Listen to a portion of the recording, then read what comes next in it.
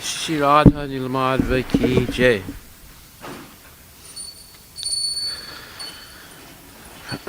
Nama Om Vishnu Padaya Krishna Prestaya Bhutale Srimati Bhakti Vedanta Swamini Dinamini Namaste Saraswati Devi Guruvani Pacharine Nirvisesa Sunyavadi Paskatya Dasatarine Jai Shri Krishna Chaitanya Prabhu Nityananda Shri Advaita Gadadhar Shivasadi Gaur Bhaktivinoda Hare Krishna Krishna Krishna Hare Hare Hare Rama Rama Rama Hare Hare.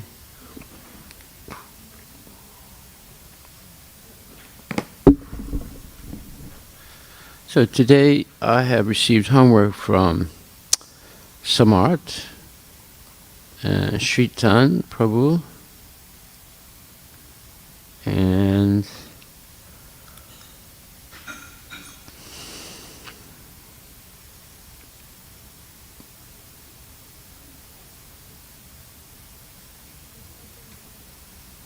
that's it. Okay, so 1 second.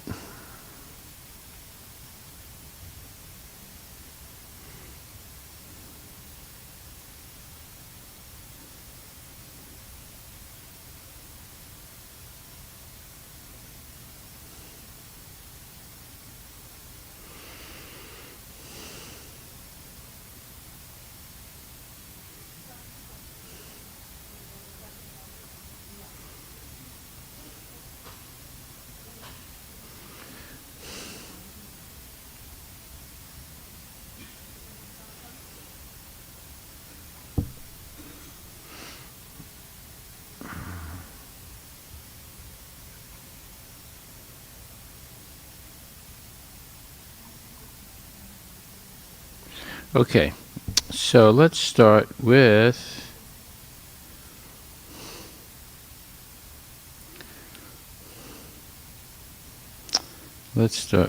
Shritan Prabhu. Okay, Shritan has written. Homework, question 1. Give the definition of these words first with the dictionary and then according to what Prabhupada and Krishna say. And 2, explain what is the plan of the Lord for Bhisma and the Battle of Kurukshetra. What is his plan for material creation? Okay. So, number 1, virtue. So, virtue, material definition. Behavior showing moral standards. Behavior showing moral standards, that's virtue. Spiritual interpretation. No, it's not interpretation, it's spiritual definition. Virtue means showing moral standards, but that still means the actions which are considered to be materially moral fall under the mode of goodness. Krishna consciousness is beyond the 3 modes because it is done in the transcendental mode of goodness. The goal of a devotee is to serve the Lord with pure devotion, and the effect of performing that in the material world frees you of the material body. The 3 modes have the opposite effect, as stated in verse 14.5. The mode of goodness still gives you a body in the material world, which means we will continue to be subjected to the cycle of birth, death, old age, and disease. In the spiritual world, these do not exist. Some people prefer ritualistic ceremonies according to the Vedas, which is in the mode of goodness, but in 8.28, Krishna says people who perform devotional service have these benefits, and they also reach his supreme abode. Okay, basically virtue means, spiritually, it means acting on behalf of Krishna without any attachment to the result and uniquely performed for the pleasure of the Lord. That's real virtue. And the mundane virtue is following some moral standards. So there's a world of difference between the two. And the main point is that morality in the mundane sense is fluctuating. It's not always fixed up. So one thing that might have been forbidden some years ago is accepted today because of changing culture.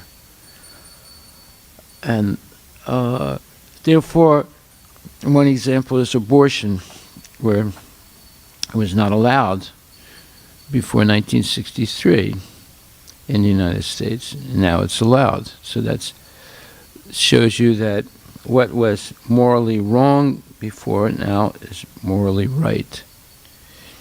And therefore,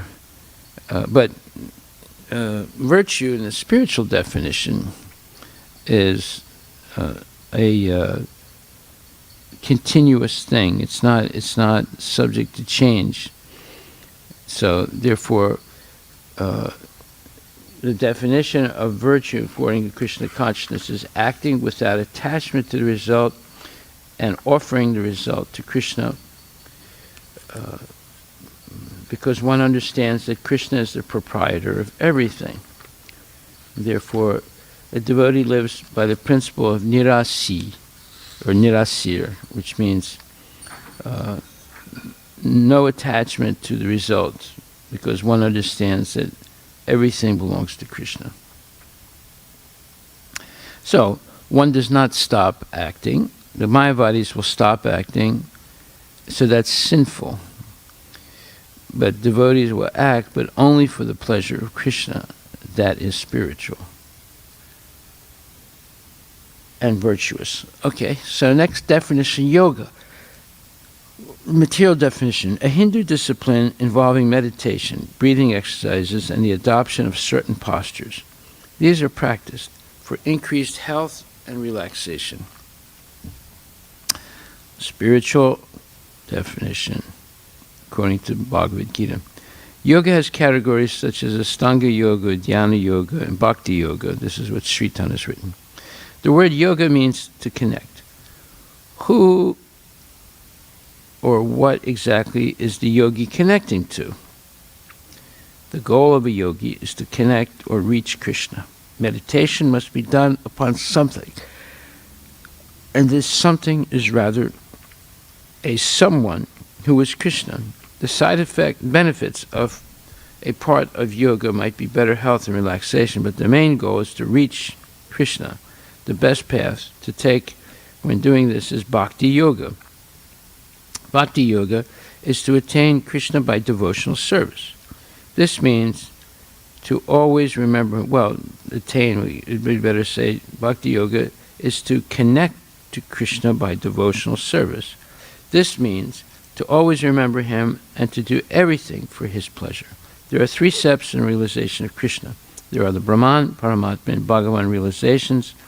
The best of these realizations is Bhagavan realization, where you worship Krishna in his personal form. Very good, Sritan. Very, very good.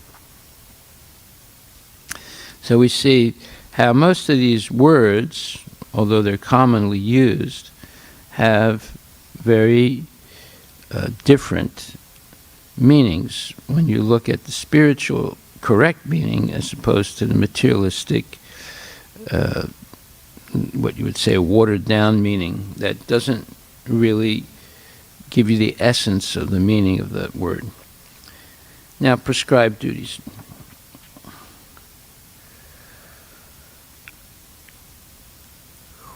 Sritan writes, do what pleases others and yourself. By these actions, one must attain the sattva guna, or good mode of goodness. That's prescribed duties, the mundane definition. Spiritual definition. Prescribed duties are duties done in one's caste.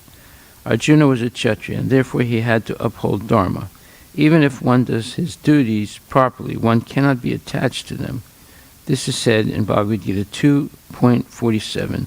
Since in this material world one is conditioned by the three modes of material nature, there will be attachment. To avoid this attachment, Krishna tells us to do this as a sacrifice for him. This is said in verse 3.9 of the Bhagavad Gita. So let's look at 2.47. Let's see what that says. 2.47 says,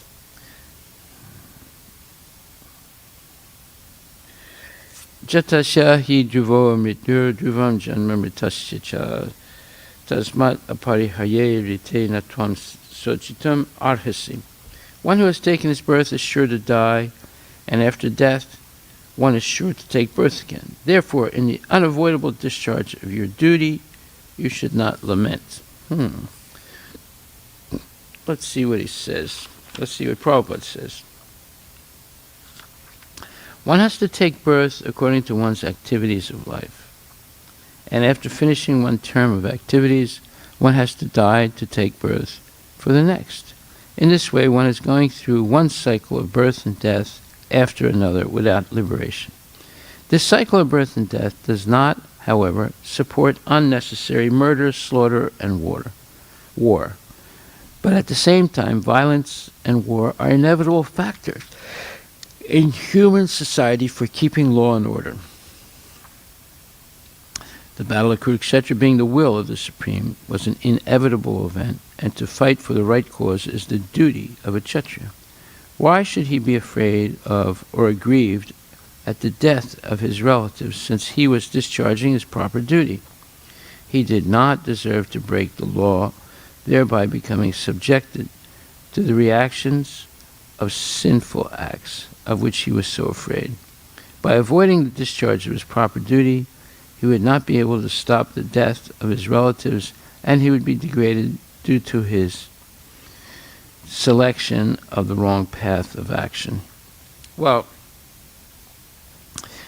doing one's duty depends in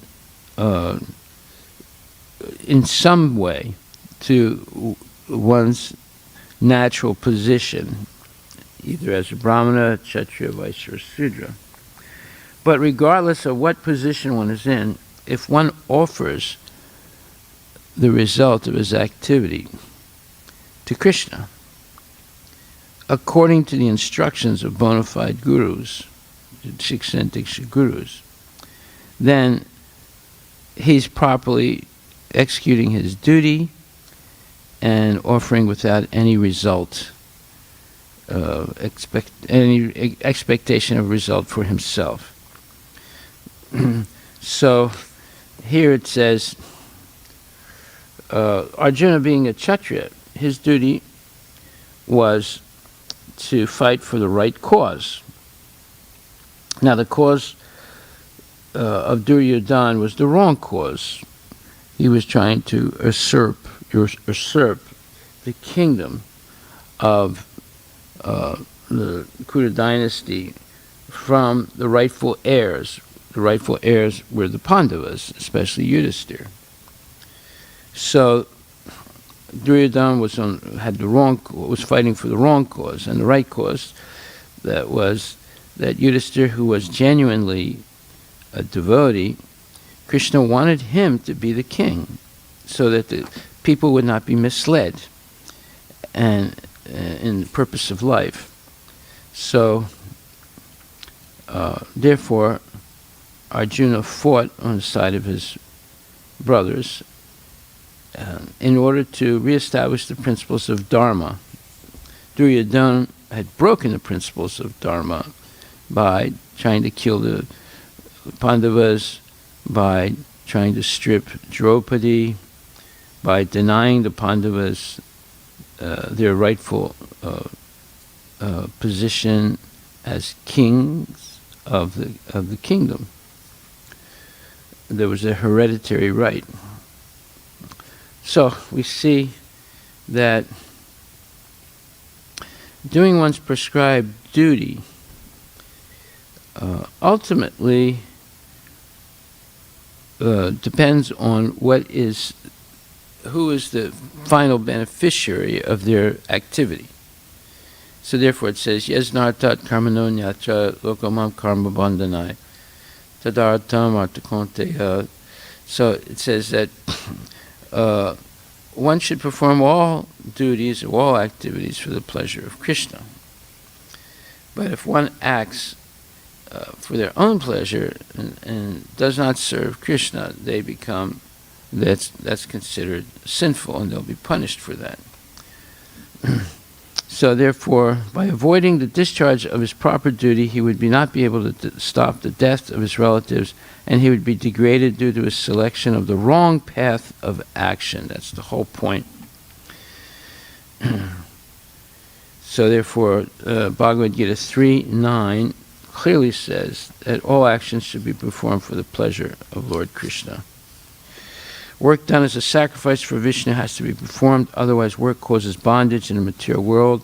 Therefore, son of Kunti, perform your prescribed duties for his or Krishna's satisfaction, and in that way you will always remain free from bondage. Okay, then the word illusion, material definition, something that is to be wrongly perceived, interpreted by the senses. Spiritual understanding. To be illusion is to think that you are the body rather than the soul, and you can control material nature. Krishna is the supreme enjoyer, and to think that you can enjoy without him is to be an illusion. An example is given by Prabhupada in many places. If one mistakes a rope for a snake, he is illusion, but the rope is not false. Okay, so the idea is that accepting something to be true that was never true and acting on it is an illusion, or believing that it's true but actually it's not true. So at no time was the material body the real person. It's simply a covering of the soul, which is the real person. So therefore, everyone who thinks I am this body, they are an illusion, and everything they do is done in a state of delusion or wrong consciousness. Okay, so to identify as the soul in the body is correct and is the truth. To identify with the body and not understand the soul and its relationship to Krishna is illusion. Question 2. Krishna's plan for Kurukshetra is to restore Dharma by using Arjuna, his devotee, as a tool.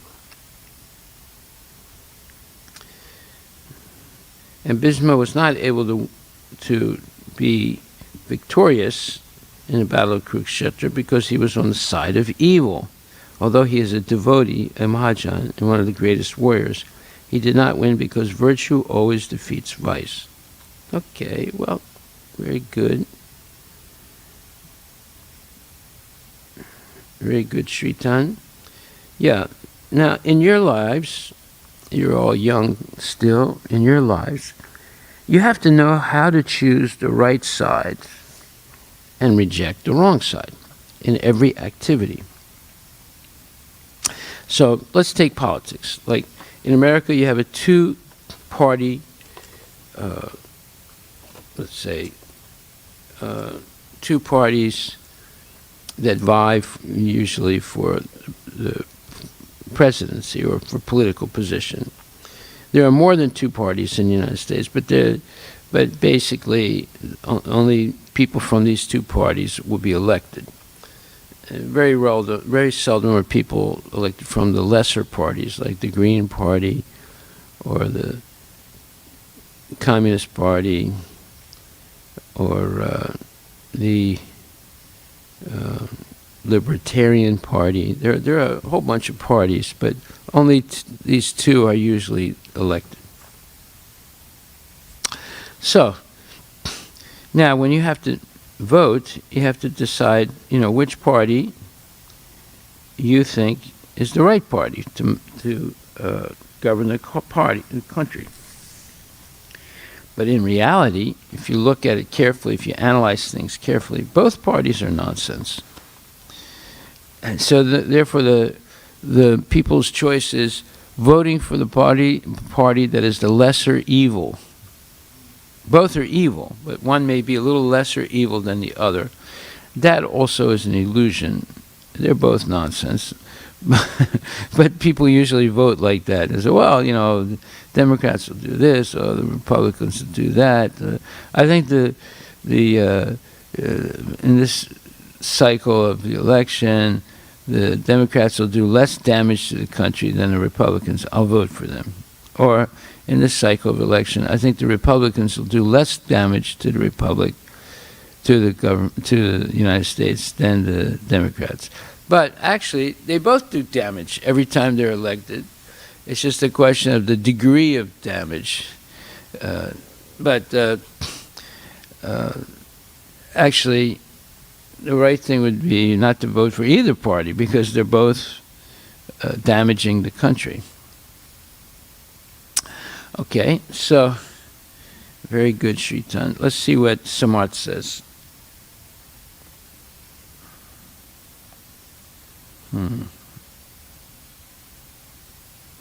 Samarth.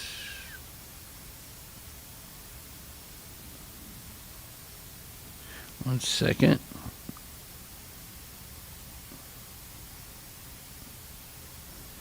Okay, Samarth's homework. Look up the words virtue, yoga, prescribed duties, illusion, and compare them to Prabhupada's definitions of the same words.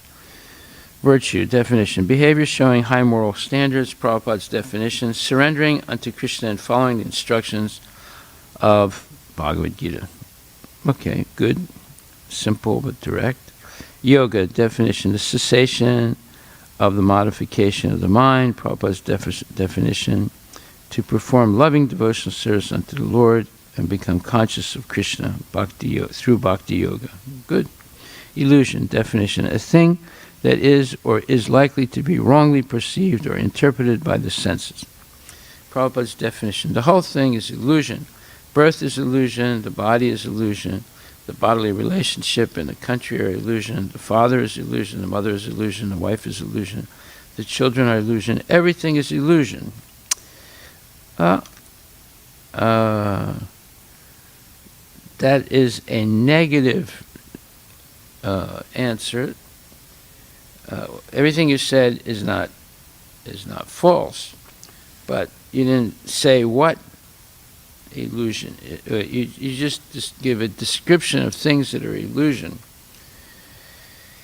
So, if you're going to give only a negative definition, you're leaving it up in the air as far as the definition goes, because you didn't name enough things. You could say the whole world is an illusion. You can say the tree is an illusion. You can say the ant is an illusion. So, no, you would have to also say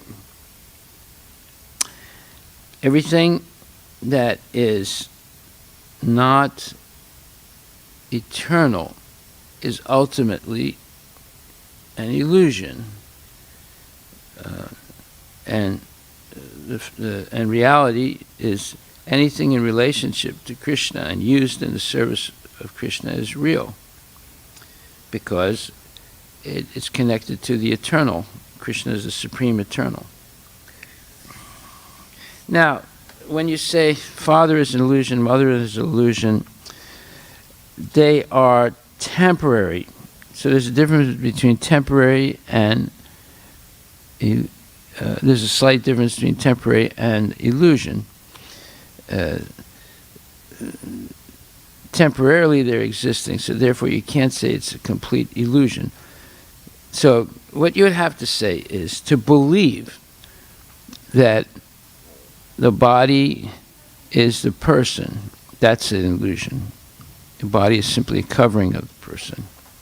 To believe that the bodily relationship with family members is an illusion, it would be more correct to say to believe members of a family are going to be eternally connected to the child that is an illusion, because everyone's going to die, and the child is also going to die. So those bodily relationships are an illusion, in the sense that they will come to an end. So there's a difference between something that is temporary and something that is an illusion. Something that is temporary is existing in a certain period of time. You cannot say that it's a complete illusion. To think that it will last forever, that's the illusion. Okay. So there's a difference between temporary and illusion. So there is a father, there is a mother, there is a country, there is a body, but these things are all temporary. So while they're existing temporarily, they have some existence. So they can't say they're completely illusory. However, whatever is temporary and not eternal is illusory, because thinking that you can keep those things eternally, that's the illusion. Okay. So we don't reject mother, we don't reject father. We reject the idea that they will remain eternally mother and father. Okay. And prescribed duties, dictionary definition: a task or action that someone is required to perform. Prabhupada's definition: to surrender to Krishna. A very simple thing. Krishna, I forgot you for so many lives. Now I surrender unto you. Give me protection. That's all. Prabhupada answering question on what is our real prescribed duty. Well, yes, our real prescribed duty is to surrender to Krishna and engage in devotional service.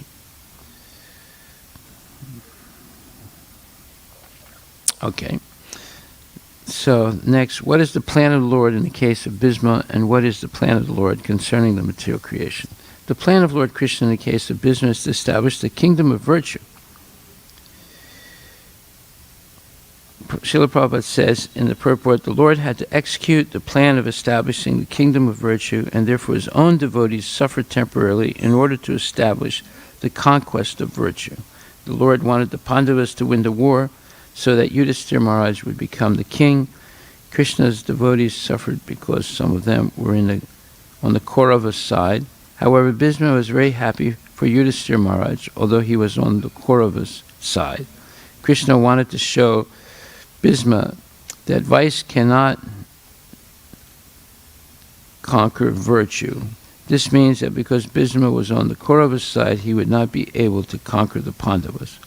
When we were all in the spiritual world, we wanted to be Purusha individually and enjoy like Krishna, so Krishna created the material world to fulfill our desires. In Srimad Bhagvatam 3.1.17, Srila Prabhupada says, the Lord has so distributed himself all over the universe just to give pleasure to the devotees, to give the common man facility to eradicate his sins, and to establish religious principles in the world.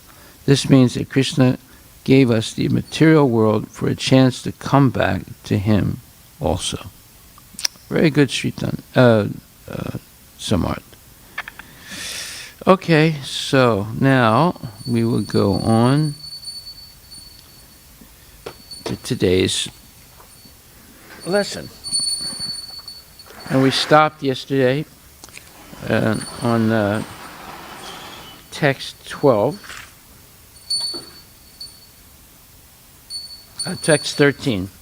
So now we'll continue text 14 and 15. Translation. 1.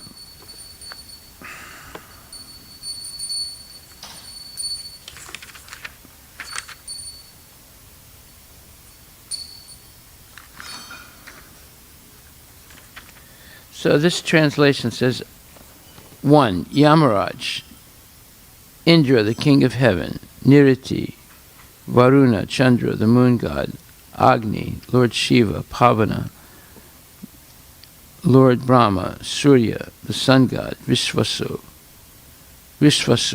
the 8 Vasus, Sadyas, the Maruts, the Rudras, the Siddhas, and Marachi, and the other great rishis engaged in maintaining the departmental affairs of the universe, as well as the best of the demigods headed by Brihaspati and the great sages headed by Bhrigu, are all certainly freed from the influence of the 2 base material modes of nature, namely passion and ignorance. Nevertheless, although we are in the mode of goodness, we cannot understand the activities of the Supreme Personality of Godhead. What then is to be said of others who are under illusion, merely speculate to know God? So when it says I, it means Brahma, Yamara, and then Yamraj, Indra, and these others. They're all demigods, and they're all stewards of the material creation. But they're also better than the demons because they're not in the mode of passion and ignorance, in the mode of goodness. But that's not good enough to understand Krishna, who's on the transcendental plane. So unless they come to the transcendental plane, free of the influence of the modes of material nature, their understanding of Krishna will remain sketchy or imperfect or incomplete. So Prabhupada says in the purport, the men and the other living entities within this cosmic manifestation are controlled by the 3 modes of nature. For the living entities controlled by the base qualities of nature, passion and ignorance, there is no possibility of understanding God. So this is a very important statement.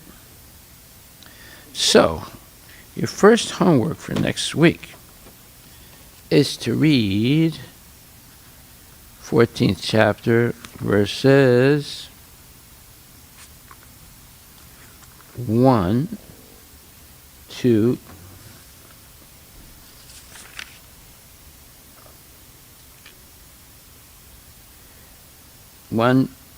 8, and give a summary study of what the modes of material nature are. So you have ignorance, passion, and goodness, or goodness, passion, and ignorance. So you have to explain what they are and how they affect a person. And then it says, even those in the mode of goodness, like the many demigods and great rishis described in these verses, cannot understand the activities of the Supreme Personality of Godhead. So, as long as one is influenced by any one of the modes, or all of them, or any 2 of them, one will not be able to understand Krishna properly. Although the mode of goodness is good for elevation, still it's not enough to understand Krishna. So, second question to answer for next week is, why is it that people in the mode of goodness cannot understand Krishna correctly or fully? Okay, so first of all, you read chapter 16, verses 1 to 8 inclusively. That means all of those verses and the purports, and give a summary explanation of mode of ignorance, mode of passion, mode of goodness. A second question, explain why persons that are in mode of goodness, like the demigods, cannot fully understand Krishna. As stated in the Bhagavad Gita, one who is situated in the devotional service of the Lord is transcendental to all the material qualities. Therefore, the Lord personally says that no one can understand him but the bhaktas. Therefore, the Lord personally says that no one can understand him but the bhaktas, who are transcendental to all material qualities. Bhakti mam abhijanati. As stated by Bhisma to Maharaj Yudhisthira in Srimad Bhagvatam 1.9.16. O king, no one can know the plan of the Lord Shri Krishna, even though great philosophers inquire exhaustively, they are bewildered. No one, therefore, can understand God by speculative knowledge, Indeed, by speculation one will be bewildered, or muyanti, the Sanskrit word for bewilderment. This is also confirmed by the Lord himself, Bhagavad Gita 7.3, Manushyanam Sahasresu. Among many thousands of men, one may endeavor for perfection, and even among the siddhas, those who have already become perfect, only one who adopts the process of bhakti, devotional service, can understand Krishna. Okay.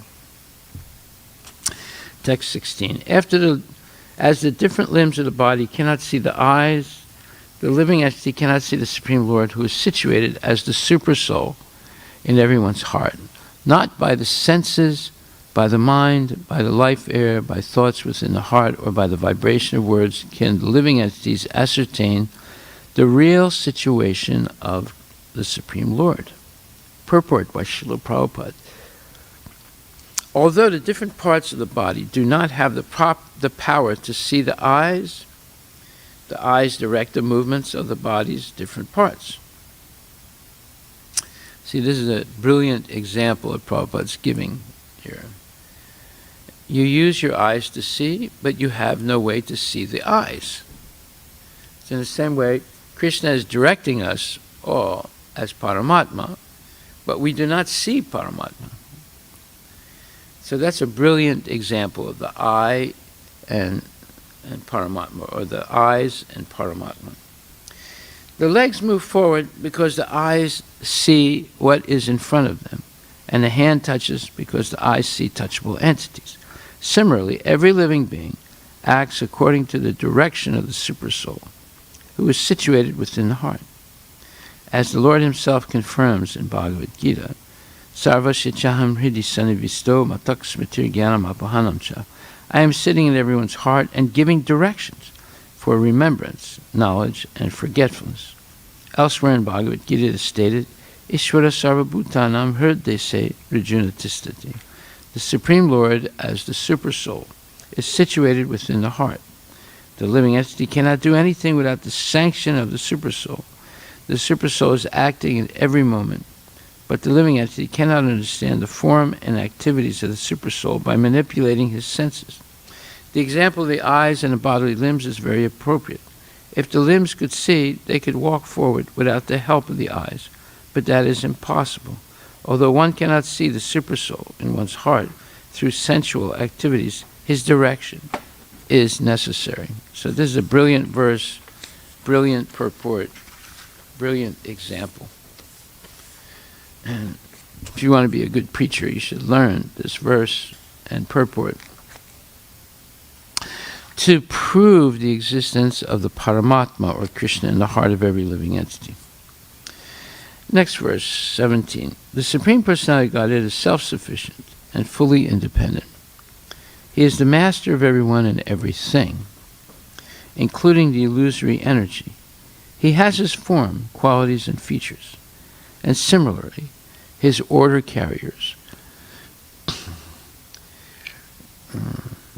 the Vaishnavas, who are very beautiful, possess bodily features, transcendental qualities, and a transcendental nature almost like his. They always wander within the world with full independence. So that's a genuine Vaishnava who is no longer influenced by the modes of material nature and is only dedicated to pleasing Krishna through the instructions of the spiritual masters, Siksha and Diksha gurus. Such a person is already liberated in the material world. Therefore, as Lord Chaitanya says, Nadanam najanam nasundarim kavitam va jagadishikamaye mama janmani janmani sware bhavatad bhaktirahaitu tvai. I don't want any amount of wealth. I don't want any victims for my sense gratification. In other words, I don't want to take advantage of anyone for my sense gratification.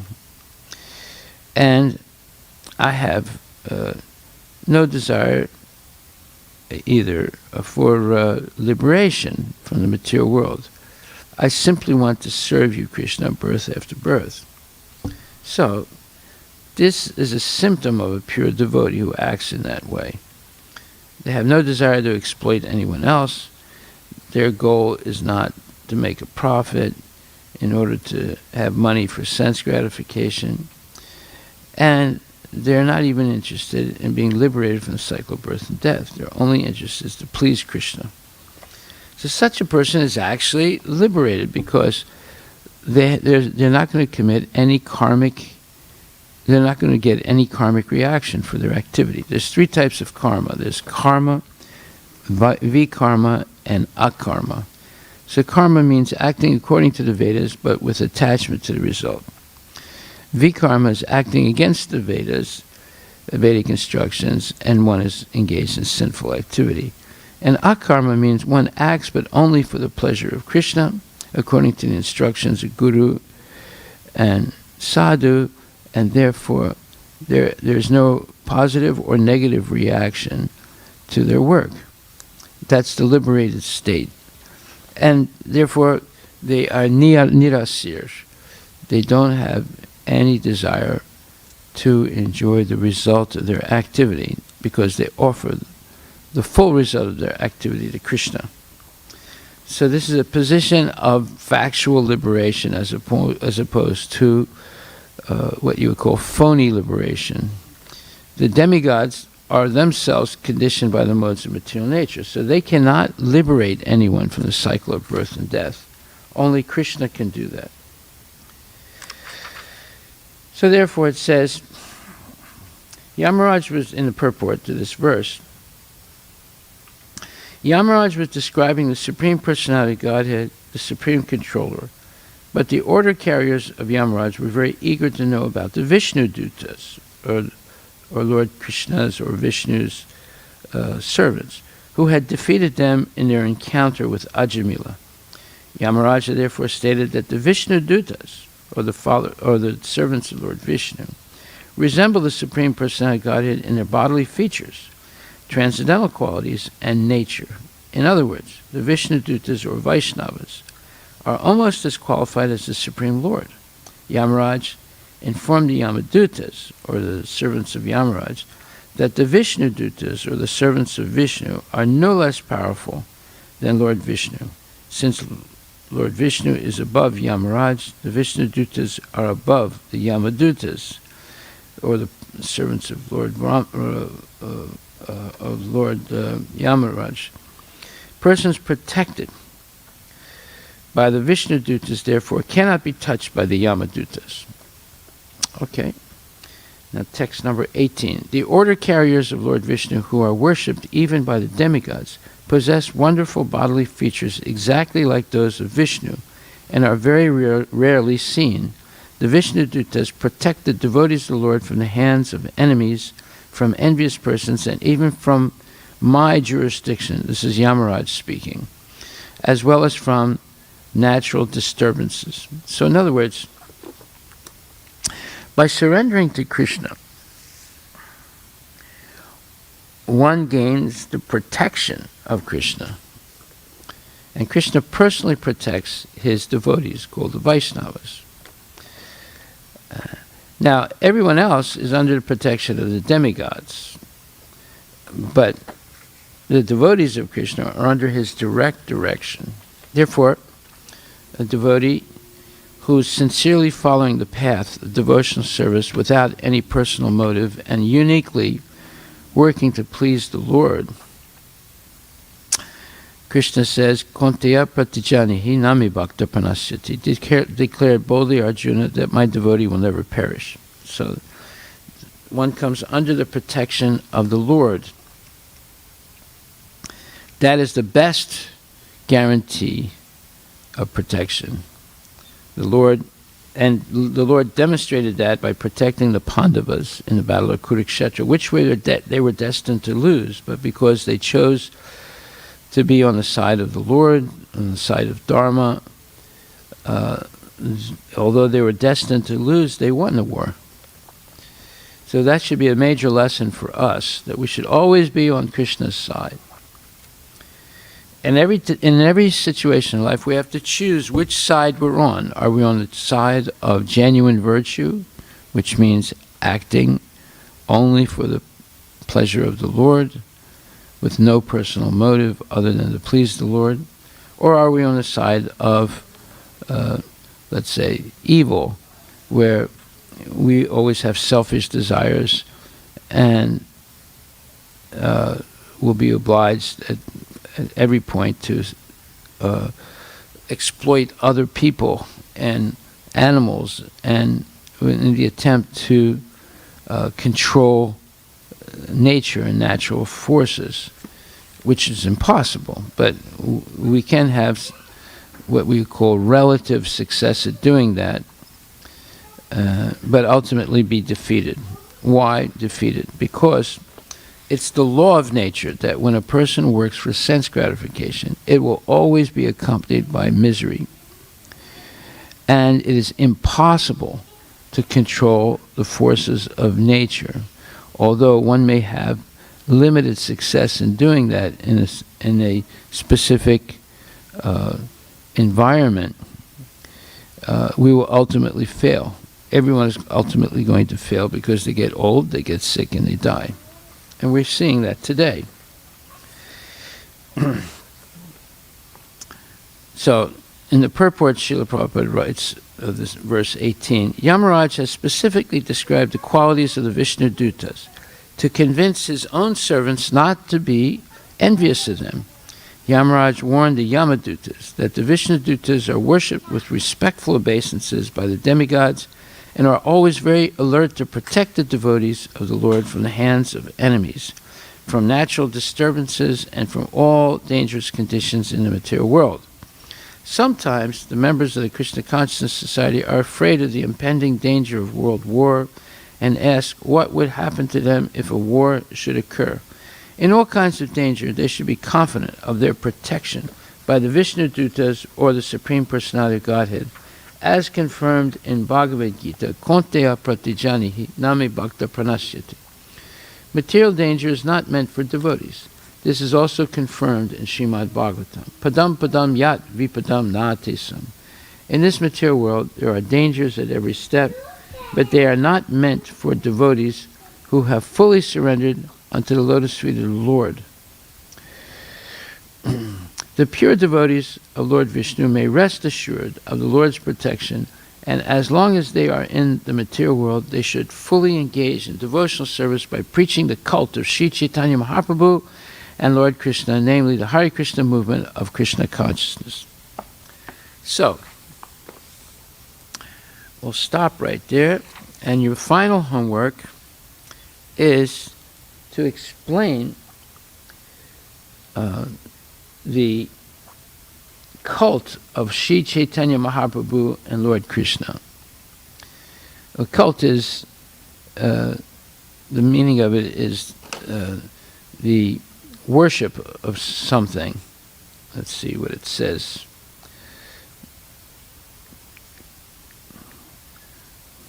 Cult means a system of religious veneration and devotion directed toward a particular figure or object. That's the meaning we're looking at. It has several other meanings, but that's the main meaning. So therefore, explain what is the cult of Sri Chaitanya Mahaprabhu and Lord Krishna, namely the Hare Krishna movement of Krishna consciousness. So, in order to correctly explain this, you can say it's chanting Hare Krishna, you can say it's following the instructions given by Krishna in Bhagavad Gita, you can say accepting bona fide spiritual master and masters and acting under their instructions. However, Lord Chaitanya did something. He simplified Krishna consciousness, or simplified the means of attaining liberation from the cycle of birth and death. Explain what was his simplification. It's very important to understand this because he did something that only a genuine acharya or pure devotee can do. They can adjust the Yuga Dharma. So you have to know what Yuga Dharma means. Look up that word, Yuga Dharma. They can adjust the Yuga Dharma to make it easier in a particular age to become free from the cycle of birth and death. And Lord Chaitanya did exactly that. Okay, now, what references are we going to use? So I'll give you some references from Bhagavad Gita, but there are many references to answer this question in the Chaitanya Charitamrita and other books written by Prabhupada. But we will look at chapter 3, verse number 10. In the last paragraph, it's only one paragraph, but near the end of that one paragraph, you will see an answer.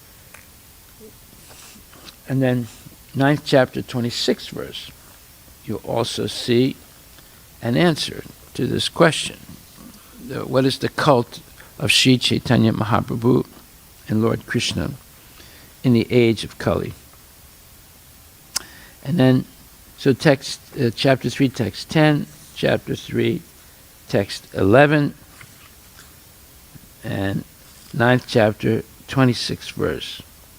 Now you can find other references in the Chaitanya Charitamrita and so forth. Okay, so we'll stop right there. You got a whole bunch of homework.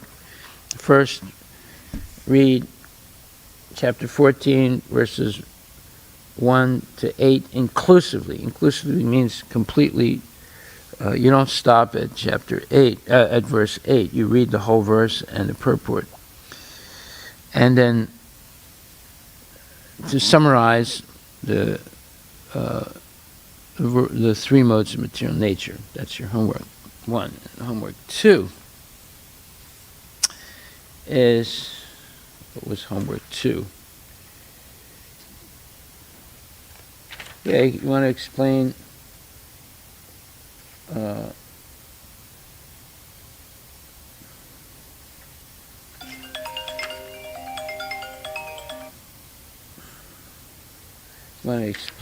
why Bhismadev was not able to win the battle of Kurukshetra.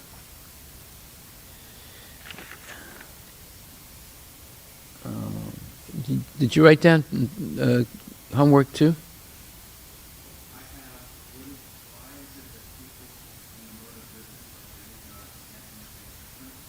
Yeah, I'm sorry. Why is it that people in the mode of goodness cannot understand Krishna? Yes, that's right. And then number 3 is what I just said.